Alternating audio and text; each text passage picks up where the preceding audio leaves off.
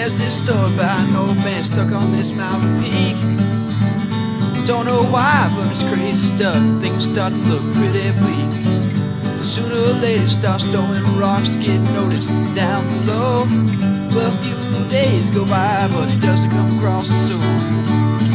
But he keeps on throwing them rocks down the bottom of the mountain from way up high.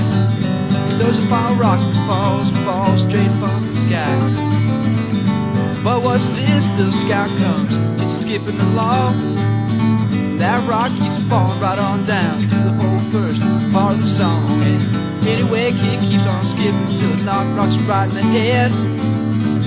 He seems confused at first, and then he looks up and sees the old man just about there. So he hollers, well, hello sir, what you doing way up there? Flying towards this far away mountain.